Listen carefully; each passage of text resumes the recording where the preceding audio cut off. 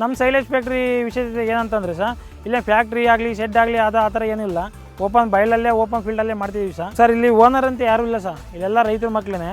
ಎಲ್ಲ ಮುಂಚೆ ಎಲ್ಲ ಬೆಂಗಳೂರಿಗೆ ಹೋಗಿ ಅಲ್ಲಿ ಖರ್ಚು ವೆಚ್ಚ ನೋಡಿ ಏನು ಉಳ್ಸೋಕ್ಕಾಗಲ್ಲ ಅಂತೇಳಿ ಎಲ್ಲ ಊರಿಗೆ ಬಂದಿರೋರೇ ಇಲ್ಲಿ ಇರೋದು. ಕೆಲಸ ಮಾಡ್ತಿರೋರೆಲ್ಲ ರೈತರೇ, ಯಾರು ಏನು ಶ್ರೀಮಂತರ ಏನಲ್ಲ ಸರ್, ಎಲ್ಲ ಬಡವ್ರ ಮಕ್ಕಳೇ ಮಾಡ್ತಿರೋ ಸರ್. ಇಲ್ಲಿ ಡೈಲಿ 10 ಜನಕ್ಕೆ ಕೆಲಸ ಸಿಗುತ್ತೆ ಸರ್. ಇಲ್ಲಿ ಅವ್ರದ್ದು ಜೀವನ ಆಗುತ್ತೆ, ನಮ್ದು ಜೀವನ ಆಗುತ್ತೆ ಸರ್. ಸ್ಟಾರ್ಟ್ ಮಾಡಿದ್ರೆ ಸೈಲೇಜು ಕುರಿ ಫಸ್ಟ್ ಎಷ್ಟಿರುತ್ತೆ ಅಂತ ತೂಕ ಮಾಡ್ರಿ. ಇಲ್ಲ 15 ಡೇಸ್ ಆದ್ಮೇಲೆ ಇದನ್ನ ಹಾಕಿ ತೂಕ ಮಾಡ್ಲಿ. ಅವಾಗ ಎಷ್ಟು ಗ್ರೋತ್ ಬರುತ್ತೆ, ಎಷ್ಟು ತೂಕ ಬರುತ್ತೆ ಅನ್ನೋದು ಅವರಿಗೆ ಗೊತ್ತಾಗುತ್ತೆ ಸರ್. 5 mm ಇಂದ 8 mm ವರೆಗೂ ಕಟಿಂಗ್ ಆಗುತ್ತೆ ಸರ್. ಕುರಿಗಳಿಗೂ ತಿನ್ನಕ್ಕೆ ಅನುಕೂಲ ಚೆನ್ನಾಗಿರುತ್ತೆ, ಹಸುಗೂ ಅಷ್ಟೇ ಸರ್. ನಾರಿರೋದಿಲ್ಲ, ಡೈಜೆಷನ್ ಚೆನ್ನಾಗುತ್ತೆ.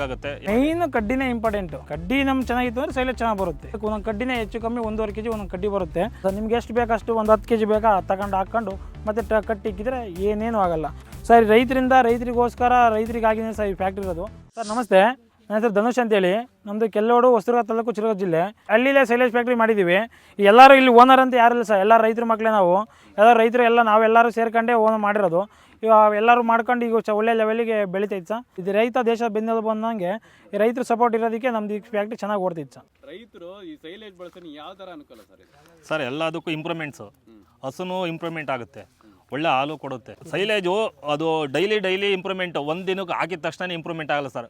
ಡೈಲಿ 1 ವೀಕ್ ಆದಮೇಲೆ ಗ್ರೋತ್ ಜಾಸ್ತಿ ಆದಾಗ ಹಾಲೂ ಜಾಸ್ತಿ ಕೊಡುತ್ತೆ, ಇಂಪ್ರೂವ್ಮೆಂಟ್ ಆಗುತ್ತೆ. ಈಗ 10 ಲೀಟ್ರ್ ಕೊಡ್ತಾ ಇರುತ್ತೆ, 12 ಲೀಟ್ರ್. ಒಂದು ವಾರ ಹಾಕಿದ ದಿವಸನೇ ಇಂಪ್ರೂವ್ಮೆಂಟ್ ಕಾಣಿಸಲ್ಲ, 1 ದಿನ 2 ದಿವಸಕ್ಕೆ ಬರಲ್ಲ, 1 ವಾರ ಆದಮೇಲೆ ಇಂಪ್ರೂವ್ಮೆಂಟ್ ಬರುತ್ತೆ ಸರ್. ಇದೇ ನಾವು ಹೋದ ತಕ್ಷಣ ಹಾಕ್ಸಿದ ತಕ್ಷಣ ಇಂಪ್ರೂವ್ಮೆಂಟ್ ಬಂತು ಅಂತ ಬಿಡೋದು, ಹಾಕೋದು, ನಿಲ್ಸೋದು ಮಾಡಬಾರ್ದು. ಕಂಟಿನ್ಯೂ ಮಾಡಬೇಕು. 1 ಮಂತು 15 ಡೇಸು ಈ ಥರ ಕಂಟಿನ್ಯೂ ಮಾಡಿದ್ರೆ ಅವಾಗ ಗೊತ್ತಾಗುತ್ತೆ ಅವರಿಗೆ ಹಾಲಿನ ಪ್ರಮಾಣ ಜಾಸ್ತಿ ಆಗುತ್ತೋ ಕಮ್ಮಿ ಆಗುತ್ತೆ ಅಂತ ಅವರಿಗೆ ಗೊತ್ತಾಗುತ್ತೆ.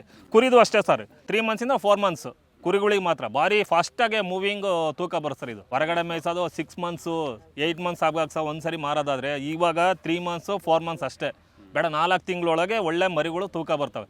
ನೀವು ತತ್ತಿರ 10 ರಿಂದ 12 kg ತಗೊಂಬಂದರೆ 3 ತಿಂಗಳು ಸಾಕಿದ್ರೆ 30 ಮುಂದೆ 35-40 kg ಬರುತ್ತೆ ಸರ್ ಒಂದು ಮರಿ.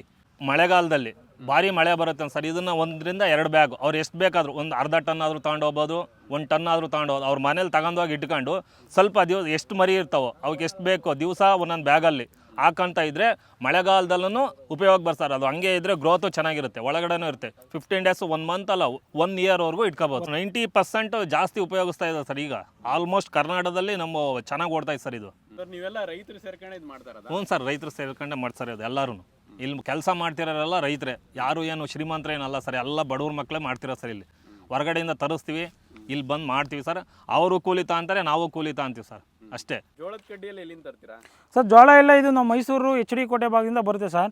ಫೋಟೋ ಹಾಕ್ತಾರೆ, ಫೋಟೋ ನೋಡಿ ಸೆಲೆಕ್ಷನ್ ಮಾಡಿ ಕಡ್ಡಿ ನಮಗೆ ಓಕೆ ಆತಂದರೆ ಕಡಿಸ್ತೀವಿ. ಕಡ್ಡಿ ಆಗಿರ್ಬೇಕು ಅಂದರೆ 90 ದಿವಸ ಆಗಿರ್ಬೇಕು ಸರ್. ಈಗ ಏನಂತಂದರೆ ಈಗ ಹಿಚ್ಕಿದ್ರೆ, ಈಗ ನಾವು ಹಿಂಗೆ ಹಿಚ್ಕಿದ್ರೆ ಹಾಲು ಬರಬೇಕು. ನಮ್ಮೆಲ್ಲ ಹಿಂಗೆ ಒಂದೊಂದು 2 ಮಾತಾ ಹೊಡೆದಿರ್ತಾವೆ ಸರ್. ಒಂದೊಂದು ಒಂದೊಂದು ಕಡ್ಡಿನೇ ಹೆಚ್ಚು ಕಮ್ಮಿ 1.5 kg ಒಂದೊಂದು ಕಡ್ಡಿ ಬರುತ್ತೆ. ಸೈಲೇಜ್ ಮಾಡೋಕೆ ಈ ಥರ ಕಡ್ಡಿ ಸೆಲೆಕ್ಷನ್ ಇಂಪಾರ್ಟೆಂಟ್. ಮೇಯ್ನ್ ಕಡ್ಡಿನೇ ಇಂಪಾರ್ಟೆಂಟು. ಕಡ್ಡಿ ನಮ್ಗೆ ಚೆನ್ನಾಗಿತ್ತು ಅಂದರೆ ಸೈಲೇಜ್ ಚೆನ್ನಾಗಿ ಬರುತ್ತೆ. ಬಲ್ತಿರೋ ಕಡ್ಡಿ ಹಾಕಿದ್ರೆ ಕಾಲು ಜೋಳ ಗಟ್ಟಿ ಇತ್ತಂದರೆ ಅದು ಡೈಜೆಷನ್ ಆಗಲ್ಲ, ಅದು ಸಗಣಿಯಿಂದ ಹಂಗೆ ಆಚೆ ಬರುತ್ತೆ. ಈ ಹಾಲುಗಳಿದ್ರೆ ಕರೆಕ್ಟ್ ಡೈಜೆಷನ್ ಆಗಿ ಹಸುಗೆ ಒಳ್ಳೆ ಹಾಲು ಇಂಪ್ರೂವ್ಮೆಂಟ್ ಆಗುತ್ತೆ. ಸೆಮೆನ್ ತಗೊಳೋದು ಕರೆಕ್ಟ್ ಟೈಮ್ ಟು ಟೈಮ್ ತಗೊಳುತ್ತೆ, ಯಾವುದೇ ರೀತಿ ತೊಂದರೆ ಆಗಲ್ಲ ಸರ್. ಇದು ನೋಡಿ, ಇದು 40 ದಿನ ಆಗಿರೋ ಸೈಲೇಜ್. ಇದು 40 ದಿನ ಆಗಿದ್ದರೆ ಫರ್ಮೆಂಟೇಷನ್ ಪ್ರೊಸೆಸ್ ಎಲ್ಲ ಕಂಪ್ಲೀಟೆಡ್ ಆಗಿ ಹಾಲು ಗುಣಮಟ್ಟ ಚೆನ್ನಾಗಿ ಬರುತ್ತೆ. ಹಸು ಫ್ಯಾಟು ಎಲ್ಲ ಚೆನ್ನಾಗಿ ಬರುತ್ತೆ. ಫ್ಯಾಟು SNF ಡಿಗ್ರಿ ಎಲ್ಲ ಎಷ್ಟು ಚೆನ್ನಾಗಿ ಬರುತ್ತೆ. 40 ದಿನ ಆಗಿರೋದು ಪರ್ಮೆಂಟ್ ಈ ಕಲರ್ ಬಂದಿರು ಸರ್. 40 ದಿನ ಆದಮೇಲೆ ಸೈಲೇಜಿಗೆ ಒಂದು ಫ್ಯಾಕ್ಟ್ರಿ ಬೇಕು ಅಂತ ಏನು ಅನ್ಸಲ್ಲ ಸರ್. ಕ್ವಾಲಿಟಿ ಮೇಯ್ನು. ಹಸು ಫಾರಮ್ ಮಾಡೋಕೆ ಹೋಗ್ತೀವಿ ಸರ್, ಒಂದೇ ಸಲ 10 ಹಸು ಹಾಕಿ ಅದಕ್ಕೆ ಶೆಡ್ ಹಾಕಿ ಅದು ಮಾಡಿ ಇದು ಮಾಡಿ ಹಂಗೆ ಫೇಲ್ ಆಗಿರೋದೇ ಜಾಸ್ತಿ. ಈ ಯಾರು ಒಂದು ಹಸು ತಂದು ಅದನ್ನ ಕುಡಿಕೆ ಮಾಡಿ ಕಟ್ಟಿ ಹಾಲು ಕರೆದು ಅದ್ರ ಮೇಲೆ ಇಂಪ್ರೂವ್ಮೆಂಟ್ ಮಾಡಿ ಅವ್ರು ಸಕ್ಸಸ್ ಆಗಿರೋದೇ ಅವ್ರು ಜಾಸ್ತಿ. ಹಂಗಾಗಿ ಫಸ್ಟು ಶೆಡ್ ಆಗಲಿ ಇನ್ನೊಂದಾಗಲಿ ಮತ್ತಾಗಲಿ ಅದೆಲ್ಲ ಇಂಪಾರ್ಟೆಂಟು. Quality important. ಕ್ವಾಲಿಟಿ ಚೆನ್ನಾಗಿತ್ತು ಅಂದರೆ ಸೈಲೇಜು ಅದು ಚೆನ್ನಾಗಿ ಬರುತ್ತೆ ಅಷ್ಟೇ ಸರ್. ಈಗ ಮುಂಚೆ ನಾವು ಏನು ಕಂಪ್ನಿ ಸ್ಟಾರ್ಟ್ ಮಾಡಿ ಸೈಲೇಜ್ ಕೊಡ್ತಿದ್ವಿ, ಅದೇ ಕ್ವಾಲಿಟಿ ಇವತ್ತಿನವರೆಗೂ ಕೊಡ್ತಾಯಿದ್ದೀವಿ. ಅದು ಹಂಗಾಗಿ ಅವತ್ತು ಏನು ಕಸ್ಟಮರ್ ಇದ್ದರು ನಮಗೆ, ಅವ್ರು ಇವತ್ತಿನವರೆಗೂ ಕಸ್ಟಮರ್ ನಮ್ಮ ಹತ್ರನೇ ಬೇಕು ಅಂತೇಳಿ ಇಲ್ಲಿಂದ ತಮಿಳ್ನಾಡವ್ರಿಗೂ ನಿಮ್ಮದೇ ಬೇಕು ಅಂತೇಳಿ ಇದು 2 ವರ್ಷ ಆದ್ರೂ ನಮ್ಮ ಹತ್ರನೇ ತಗೊಂಡೋಗ್ತಿದ್ದಾರೆ. ಅಷ್ಟು ಸಾಕು ಸರ್ ನಮಗೆ.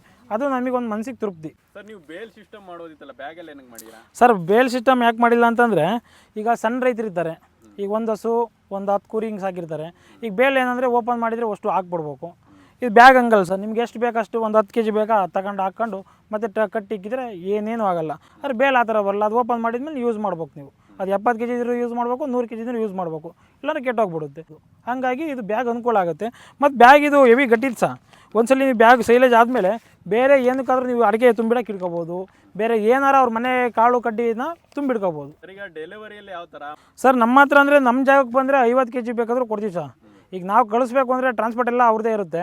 ಈಗ ಎಷ್ಟು 4 ಟನ್ ಗಾಡಿ ಬರುತ್ತೆ ನಮ್ಮದು, ಈಗ ಎಷ್ಟು ಕಿಲೋಮೀಟ್ರ್ ಆಗುತ್ತೆ ಅದ್ರ ಮೇಲೆ ನೋಡ್ಕೊಂಡು ನಾವು ಟ್ರಾನ್ಸ್ಪೋರ್ಟ್ ಇಷ್ಟು ಅಮೌಂಟ್ ಆಗುತ್ತೆ ಅಂತ ಹೇಳ್ತೀವಿ ಸರ್. ಯಾವ ಡಿಸ್ಟಿಕ್ ಎಲ್ಲಿಗಾದರೂ ಕಳಿಸ್ಕೊಡ್ತೀವಿ ಸರ್, ಇಂಥ ಜಾಗ ಅನ್ನೋಂಗಿಲ್ಲ, ಎಲ್ಲಿಗಾದ್ರೂ ಕಳಿಸ್ಕೊಡ್ತೀವಿ. ಅದು ಕಿಲೋಮೀಟ್ರ್ ನೋಡ್ಕೊಂತೀವಿ, ಅದ್ರ ಮೇಲೆ ಎಷ್ಟಾಗುತ್ತೆ ಅಮೌಂಟು ಹೇಳ್ತೀವಿ ಸರ್. ಇಲ್ಲಿ ನಮ್ಮ ಜಾಗಕ್ಕೆ ಬಂದರೆ 50 kg ಬೇಕಾದರೂ ಕೊಡ್ತೀವಿ ನಾವು. ಸರ್ ನಿಮ್ಮ ಹತ್ರ ಎನಿ ಟೈಮ್ ಸ್ಟಾಕ್ ಇರುತ್ತಾ? ಎನಿ ಟೈಮ್ ಸ್ಟಾಕ್ ಇರುತ್ತೆ, 20 ವರ್ಷ ಪೂರ್ತಿ ಯಾವಾಗಲೂ ಸಿಗುತ್ತೆ. ಸರ್ ನಿಮ್ಮದು ಅಡ್ರೆಸ್ ಎಲ್ಲಿ ಬರುತ್ತೆ? ಇಲ್ಲೇ ಡೈರೆಕ್ಟ್ ಬರ್ಬೇಕಾರೆ?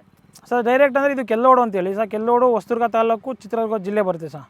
ಕೆಲ್ಲೋಡಿಗೆ ಬಂದರೆ ನಮ್ಮ ಮೇನ್ ರೋಡಲ್ಲೇ ಬರುತ್ತೆ ಸರ್, ನಮ್ಮದೇನೆಲ್ಲೂ ಒಳಗೆ ಹೋಗಂಗಿಲ್ಲ, ಮೇನ್ ರೋಡಲ್ಲೇ ಕಾಣುತ್ತೆ ಸರ್. ಮೇನ್ ರೋಡಲ್ಲೇ ಇದೆ, ಓಪನ್ ಬೈಲಲ್ಲೇ ಇದೆ, ಓಪನ್ ಫೀಲ್ಡಲ್ಲೇ ಕಾಣುತ್ತೆ ಸರ್.